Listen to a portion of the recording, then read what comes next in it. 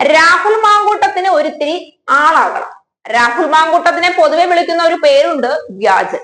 ഒരു ഇന്ത്യൻ പ്രണയകഥയിലെ ഐമനം സിദ്ധാർത്ഥനെ അനുസ്മരിപ്പിക്കുന്ന പ്രകടനങ്ങളാണ് തന്റെ രാഷ്ട്രീയ ജീവിതത്തിൽ പലപ്പോഴും രാഹുൽ നടത്തിക്കൂട്ടുന്നത്.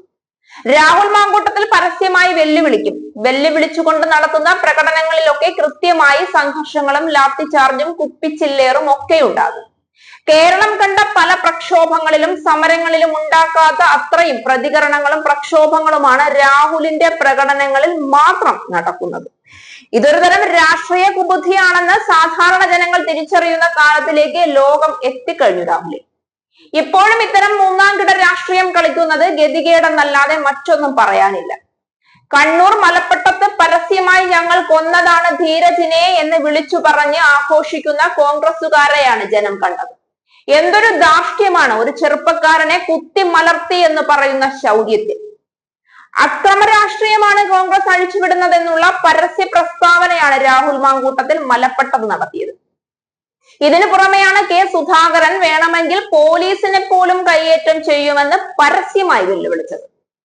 കഞ്ഞിമുക്കിയ ഖദറുമിട്ട് 4ാം ക്ലാസ് ഗുസ്തിയുമായി രാഷ്ട്രീയത്തിലേക്ക് ഇറങ്ങിയ രാഷ്ട്രീയക്കാർ കഷ്ടപ്പെട്ട് ഉറക്കമിളച്ച് പഠിച്ച് സർക്കാർ സർവീസിൽ കയറിയ പോലീസിനോട് പറയുന്ന നെറികെട്ട വാക്കുകൾ കെ സുധാകരനെ പോലെ ഒരു മുതിർന്ന രാഷ്ട്രീയ നേതാവ് പറഞ്ഞത് ശുദ്ധമായ വിവരമില്ലായ്മ.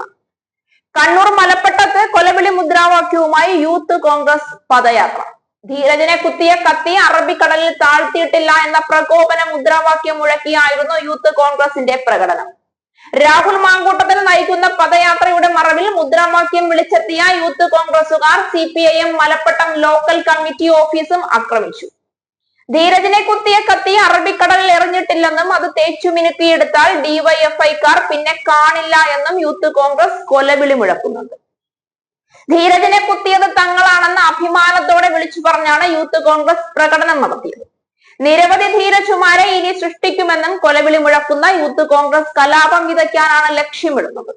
ഇടുക്കി എഞ്ചിനീയറിംഗ് കോളേജ് വിദ്യാർത്ഥിയായിരുന്ന SFI നേതാവ് ധീരജ് രാജേന്ദ്രനെ KSU യൂത്ത് കോൺഗ്രസ് അക്രമികളാണ് 2022 ജനുവരിയിൽ കൊലപ്പെടുത്തിയത്. യൂത്ത് കോൺഗ്രസ് നേതാവ് നിഖിൽ പൈലി ഉൾപ്പെടെയുള്ളവരായിരുന്നു പ്രതികൾ. എന്നാൽ കൊലപാതകത്തിനു ശേഷം പൂർണ്ണമായും പ്രതികളെ ന്യായീകരിച്ചും സംരക്ഷിച്ചുമാണ് കോൺഗ്രസ് നേതൃത്വം മുന്നോട്ടു പോയത്. ഇരന്നു വാങ്ങിയ മരണമാണ് ധീരജിന്റേത് എന്നാണ് മുൻ KPCC അധ്യക്ഷൻ കെ സുധാകരനും പ്രതികളായ നേതാക്കളെ പറ്റി കോൺഗ്രസിന് ധാരണയുണ്ടെന്നും അവരെ സംരക്ഷിക്കുമെന്നും ഡീൻ കുര്യാക്കോസ് MPയും പരസ്യമായി പ്രസ്താവിച്ചിരുന്നത്. ദേഹത്തൊരു തുള്ളി മണ്ണ് വാരിയിടാൻ അനുവദിക്കില്ല എന്ന് മറ്റു നേതാക്കളും പറഞ്ഞു. പ്രതികളെ സംരക്ഷിക്കുന്ന കോൺഗ്രസ് നിലപാടിന്റെ അടിസ്ഥാനത്തിലാണ് യൂത്ത് കോൺഗ്രസ് വീണ്ടും പരസ്യ കൊലവിളിയുമായി രംഗത്ത് വന്നത്. ധീരജിനെ കൊന്നത് തങ്ങളാണെന്ന് പരസ്യമായി മുദ്രാവാക്യം മുഴക്കിയ യൂത്ത് കോൺഗ്രസ് ഇനിയും കൊലപാതകങ്ങൾ നടത്തുമെന്നാണ് ഭീഷണി മുഴക്കുന്നത്. ഇത്രയും വ്യക്തമായി കൊലവിളി മുഴക്കിയിട്ടും പ്രതികരിക്കാത്ത യൂത്ത് കോൺഗ്രസിന് താളം ചവിട്ടുകയാണ് കോൺഗ്രസ്. യൂത്ത് കോൺഗ്രസ് അധ്യക്ഷൻ രാഹുൽ മാങ്കൂട്ടത്തിന്റെ നേതൃത്വത്തിലുള്ള പദയാത്രയിലാണ് ബോധപൂർവം അക്രമങ്ങൾ സൃഷ്ടിക്കുന്നത്.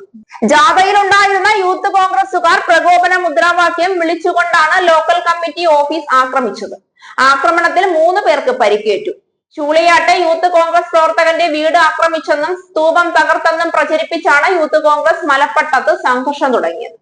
ഇത് 2ാം തവണയാണ് യൂത്ത് കോൺഗ്രസ് നേതൃത്വത്തിൽ മലപ്പട്ടം പഞ്ചായത്തിലെ വിവിധ കേന്ദ്രങ്ങളിൽ സംഘർഷം സൃഷ്ടിക്കുന്നത്. ഇന്നലെ വൈകിട്ട് 6ഓടെ ജില്ലയുടെ വിവിധ കേന്ദ്രങ്ങളിൽ നിന്നെത്തിയ യൂത്ത് കോൺഗ്രസുകാർ അടൂരിൽ സംഘടിച്ചാണ് പ്രകടനമായി മലപ്പട്ടം സെന്ററിലെത്തിയത്.